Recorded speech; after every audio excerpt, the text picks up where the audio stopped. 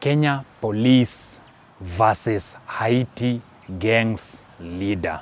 You know very well that right now the Kenya police are in Haiti fighting with the Haiti gang leaders. Try to bring peace among the Haitians and the Haiti gang leaders.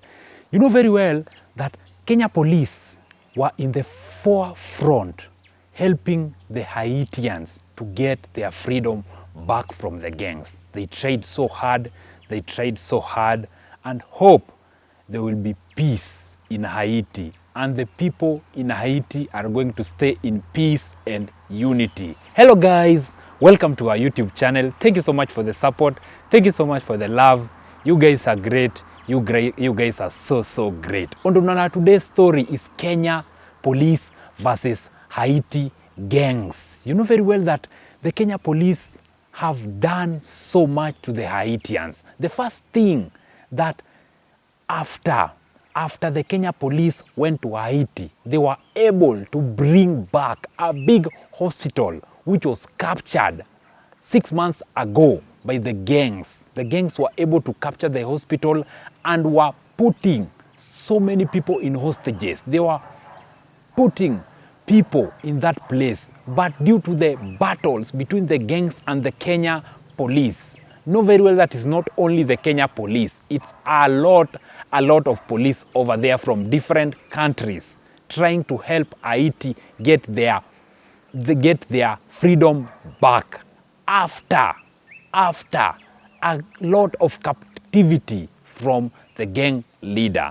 You know very well that the biggest gang in Haiti is called the G9, which is headed by a person called Barbecue. Is the leader of the G9, aka the real name of that guy, the gang leader, is called that Jimmy Cherizier. That is the gang leader of the G9, which is mostly feared by people. Inaogopwa, feared so much by the Haitians. They fear. The guy,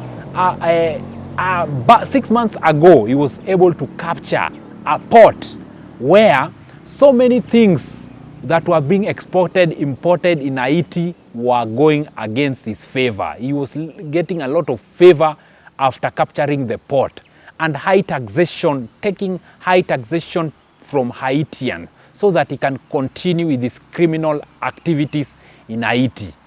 They were able to reclaim the port from the gangs, from the big gangs. That is what the Kenya police did. The second thing that the Kenya police did, they were able to reclaim the hospital that were being used by the gangs to put the hostages. Hapo ndo penye walikuwa wanaweza kuwekwa. But due to the energy and due to the force of the Kenya police, they were able to do that. Congratulations to the Kenya police. They are doing a nice job in Haiti, helping the Haitians. Hope that everything is going to be okay. That is something that they did last week. This week, the main aim of the Kenya police and the police that are outside there in Haiti, you know very well that this is their last week in Haiti. Hope that after they got out from Haiti, there is going to be peace, love, and unity among the Haitians.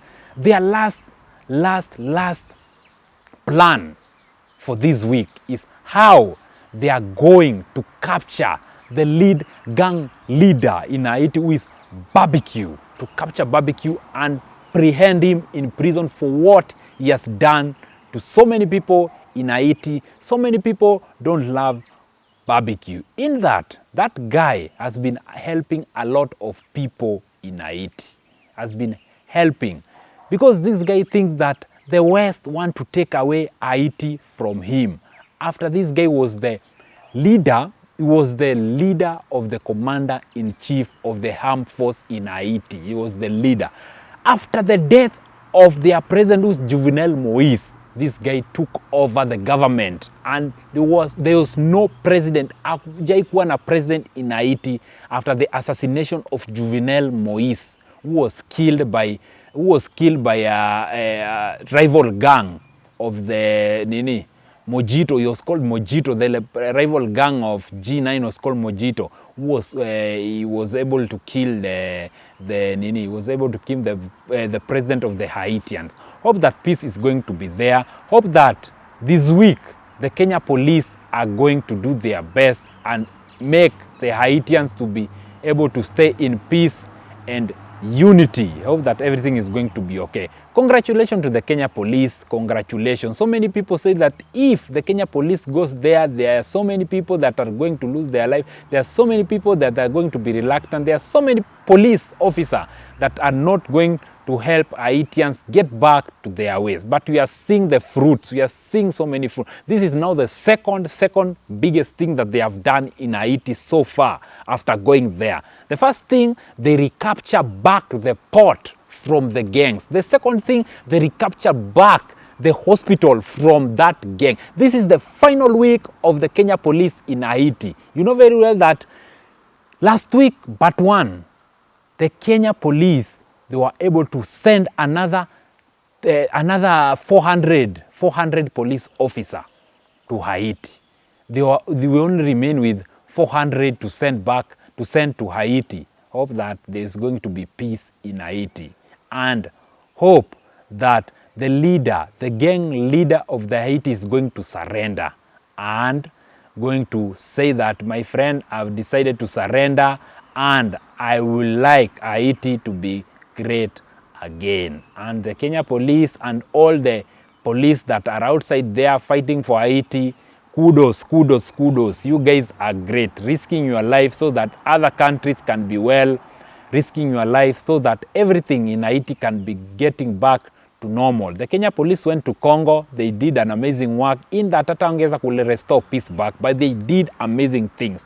Kenya police, you have done an amazing job, and we as Kenyans, we are very, very happy and proud of you guys. If barbecue, if you love Haiti and you are proud to be an Haitian, kindly just surrender. Just surrender. There is no bad thing. There is no nini. If you surrender, doesn't mean that you are weak.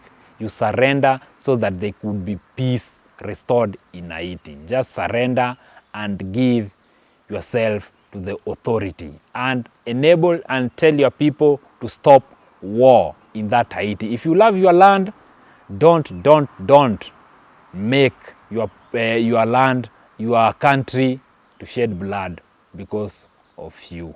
The Kenya police haven't even shedded blood. It has been a peaceful, even if it was a gun battle between the gang and the police that were trying to restore those things. Those things haven't been restored easy. They did their best. It was gun battle between the gang and the police who are there in Haiti. Imekuwa vita ingine moja pale hatari. Now, their main aim and their main plan is how they are going to capture the gang leader who is barbecue and be able to spend all his entire life in prison for what he has done to the Haitians. Hope that the Kenya police are going to do their best, and hope that the police outside there are going to do their best, association with the Asian police, to restore peace back in Haitians. Haitians are one of us. You guys, we are black like you, and we are going to do our best to make you get back to form. I know there's so many people, there's so many Haitians that are living afraid. Everything is going to be okay.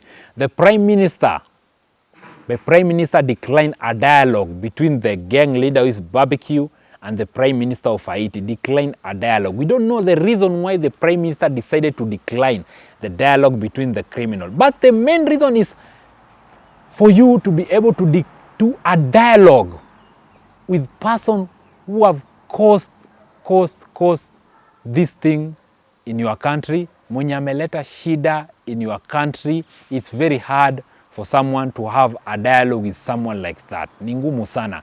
In that you are the head of state. You are the big person in state. So it's like dialoguing with a terrorist. And there's no negotiation with a terrorist.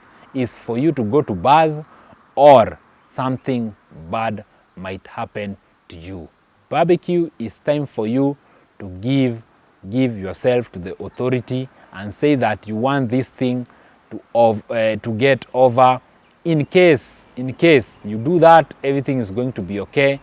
Peace is going to be restored in Haiti and everything is going to be okay. That is what has happened. My briefing today was the Kenya police versus the Haitians gang leader, and the Kenya police have won a big time by doing their best and making the country to be back in their foot once again. I've been your host, Jeff Otieno. Until next time, game over.